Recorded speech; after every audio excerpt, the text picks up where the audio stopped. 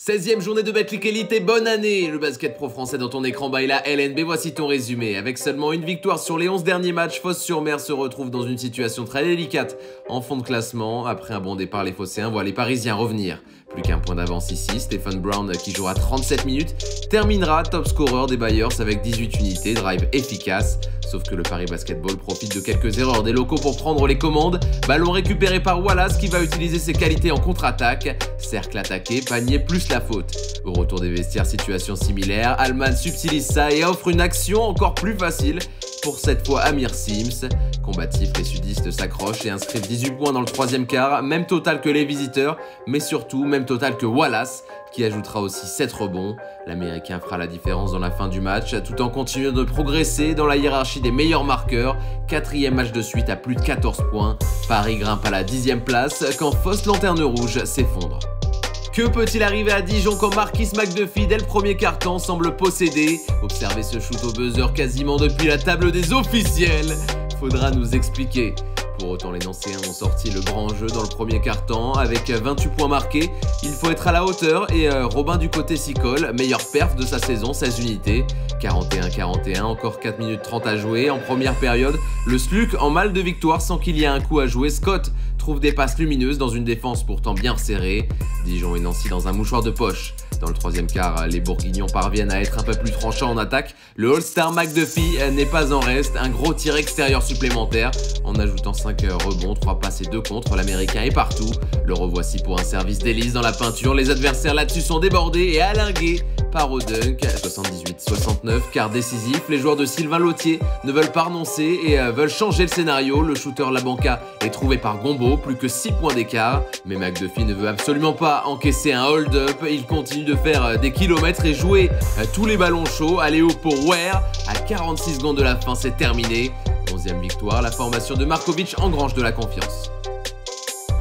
Battu juste avant le All-Star Game à Cholet, puis en match en retard à Roanne, Limoges se devait de retrouver le goût de la victoire à la maison. Willy Guettet met le premier panier de son équipe. Un Limoges CSP qui tombe sur une JL Bourg ultra à droite pendant 10 minutes, 30 points, avant de voir l'équipe de Cancellieri mettre le cadenas. Seulement 9 unités pour les Burgiens dans le deuxième, en comptant ce gros tir malgré tout de Floyd. Une défense qui tient la baraque et qui permet aux Limougeaux de tenter un rapproché. Bryce Jones, toujours aussi énergique, joue les funambules dans ce drive, 34-48. L'égalisation arrivera, elle, 8 minutes plus tard. Jones, encore et toujours, pelot sur son dos avant que le meneur s'en débarrasse sur un incroyable step back. Le petit saut de sauterelle. 7 minutes à jouer, égalité, un Beaublanc qui a du mal à faire la fête pleinement. Après la blessure du chouchou d'Essi Rodriguez touché à la cheville, Nicolas Lang tente de donner le sourire à ses supporters. Tir primé pour le vainqueur du concours à 3 points du All-Star Game qui scelle la victoire. Les hommes de Fotoux doivent s'incliner 76-68 et ne sont pas encore certains d'aller à la Leaders Cup. Depuis le début de la saison, Nanterre semble maudit avec les blessures. À l'occasion de la réception de Cholet, les dirigeants et Pascal Donadieu, l'entraîneur, pouvaient se satisfaire des grands retours de Miralem Halilovic et Keith Hornsby. Malheureusement, à l'issue de la rencontre, c'est Ryan Brown, auteur ici de ce dunk, qui rejoindra l'infirmerie pour 2 mois en raison d'une fracture à la main. L'hécatombe puisque l'Américain rejoint Van Wen et Bibbins, déjà blessés. Cholet, 3e du championnat, tente de s'échapper dans la fin du 3e à l'initiative d'Artis et Patton, mais c'est vraiment dans le 4e que CB va monter en température. L'artiste en mode métronome, 6 passes décisives au total, dont celle-ci pour Kim Tilly qui se fait confiance près du cercle. Encore 6 minutes à jouer et la ligne arrière de Cholet trouve des solutions. En duo, Artis, Campbell, Artis, 21 points pour le scoreur recherché dans le corner. TJ Campbell qui faisait son retour à Maurice Thorez aussi aura le droit à son gros tir malgré un Benjamin Sen dans son short. Héroïque, les Nanterriens ne lâcheront rien, 28 secondes, Donadieu dessine un système pour un catch and shoot de Pinot qui évidemment va le mettre, mais c'est bien Cholet qui l'emporte à l'extérieur 78-84. Dans cette folle course à la Leaders Cup, Strasbourg peut toujours y croire. Pour ça, il faudra commencer par battre Roanne en déplacement au Rhenus. Si la SIG prend rapidement le contrôle du match, la chorale à -10, ici a des solides arguments avec un énorme Yanis Morin, 23 points, qui retrouvait ses anciens supporters et coéquipiers, 2+1. Des Strasbourgeois qui prennent la menace au sérieux et qui commencent à bien faire vivre la balle, qui passe dans toutes les mains avant de rejoindre celle de l'artilleur vedette, Marcus Keane. Ficelle évidente, 71-52. Les joueurs de Lucas Banqui ont pris le large retour des vestiaires avec tout le monde qui contribue, 5 joueurs à plus de 10 points. Le jeune Lucas Beaufort en inscrira 4 en 11 minutes. Pour le titre de MVP, il faudra aller voir Paul Lacombe, l'homme à tout faire, 10 unités en ne ratant presque rien, 8 rebonds, 7 passes, 1 interception et 22 dévals. Ça fait 8 victoires pour les Alsaciens qui toquent à la porte du top 8. Vainqueur des 2 Opalicos la saison dernière, Gravelines Dunkerque aimerait récidiver dans ce nouvel affrontement avec le voisin du Portel. À Sportica, les ingrédients sont réunis pour vivre une grande soirée. 20-21, Gauzin ici perd un ballon au profit de Nadir Ifi, le scoreur de l'ESSM, élu joueur du mois de décembre, veut imposer son statut. Quelle vitesse d'exécution sur ce contre, 18 points au total. Scénario captivant puisqu'à ce stade, aucune des 2 équipes n'arrive à prendre le pas sur l'autre. Nguama, ex-Portellois, trouve une ouverture et Johnson casse le cercle. C'est le 4e et dernier quart-temps qui pèsera sur la décision. Le Portel, privé de son intérieur phare, Emmanuel Zekwezi souffre énormément dans la peinture et un Polonais en profite, Dominique Olejnizak qui s'offre son record LNB dans un Opalico qu'il adore, 23 unités en 19 minutes. Derrière, Nguama montre ses skills à la Kyrie Irving avant de donner une 9e passe sans perdre le moindre ballon. Johnson attendait son heure.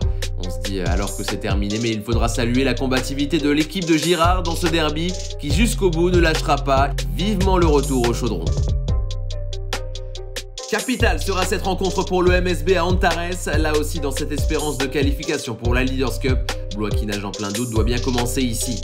De l'autre côté, pour ouvrir le compteur, c'est Tresinkle qui trouve le chemin du cercle avec de l'élégance et ses doigts de fée. Une première mi-temps très serrée où Le Mans ne parvient pas complètement à dominer. En revanche, le secteur où les Manceaux sont supérieurs, c'est au rebond. 34-22 dans le domaine, Nara s'en profite. Le coup de maître arrive pour les Blésois qui prennent à la gorge les Lions dans le 3e quart en étant agressifs et en scorant énormément. Un 32-23 en 10 minutes qui relance complètement la DA dans ce match. Qui même est devant dans le début du 4e et dernier acte, moment choisi par Terry Tarpey pour montrer de quel bois il se chauffe. Drive dans la défense de Blois et finition magique. La révolte mancelle a lieu et bien lieu, les locaux passent devant, ici grâce à Abdoulaye Ndoye et son flotteur sur un service de Kadjamikin, 80-78. Le MVP Tinkle assénera le coup de grâce dans la fin de match avec ses 26 unités et des pourcentages hallucinants, 25 dévals, 9 victoires et 6 défaites pour les Manceaux. Paula Cortez s'est donné de l'air en finissant l'année 2022 sur un 3/3. Après Le Mans, Roanne et Dijon, les Béarnais s'attaquent au Rocher qui, malgré ce coast-to-coast de Diallo, semble trembler dans ce début de rencontre. La faute à une formation d'Eric Barthécheki joueuse et qui ne se pose aucune question. Shoot arc-en-ciel sublime de Giovanni Onyangé dans les hauteurs de Gaston Médecin. Magnifique sur ce ralenti, 49-50, la grosse équipe Euroleague sur le terrain pour tenter de calmer les ardeurs des visiteurs.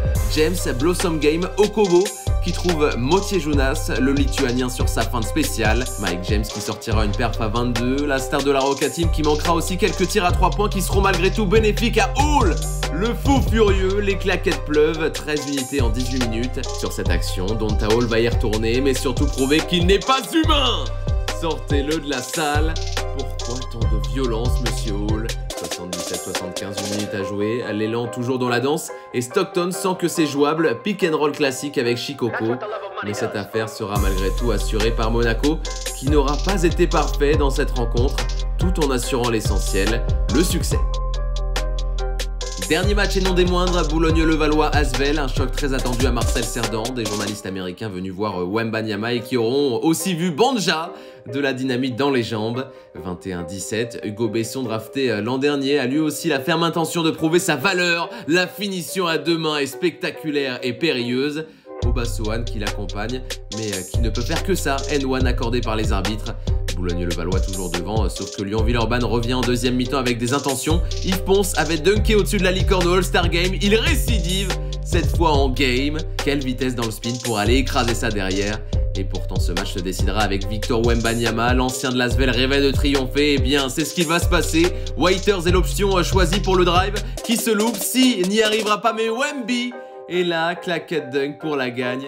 Victor pour la victoire, puisque Nando De Colo à 2 secondes de la fin ne mettra pas le tir au buzzer. 84-83, score final. Au programme de votre prochaine journée, notamment samedi, un appétissant Limoges-Nanterre, dimanche sur France 3, Blois-Paula Cortez, puis Paris-Sig, Cholet-Monaco et Dijon-Boulogne-Levallois sur beIN Sport.